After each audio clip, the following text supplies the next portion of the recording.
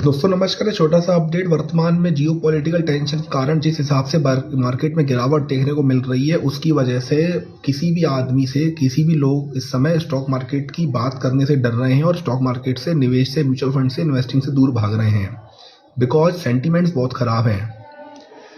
लेकिन मैं एक छोटा सा अपडेट दे दूं, जिस हिसाब से लगातार गुरुवार, शुक्रवार और आज सुबह से जो गिरावट आई है, इसके पीछे एक लॉजिकल डेटा पे मैं आपको एक अपडेट दे रहा हूं।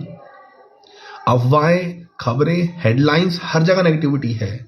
शेयर बाजार में अगर आपको सफल होना है, एक इन्वेस्टर के रूप में आगे बढ़ना है, तो सबसे पहले आपको अपना चित्त शांत करना होगा, धैर्य रखना होगा, पेशेंस रखना होगा और शांति से आप सही निर्णय लेके ही आगे बढ़ पाओगे।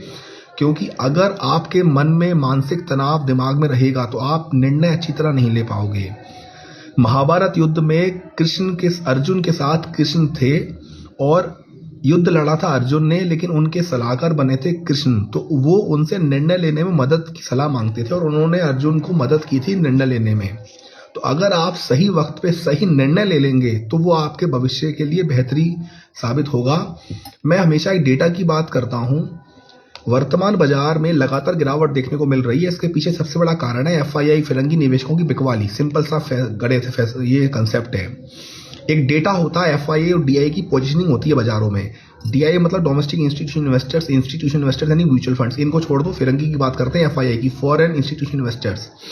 ये लोग इंडिया में 92.5% शॉर्ट पे आ चुके हैं। फ्राइडे की इवनिंग और आज तक का अभी तक का जो डेटा दिख रहा है, FII शॉर्ट पे बैठे हैं 92.5 पे, यानी कि बेच के बैठे हैं इंडेक्स में इंडिया में।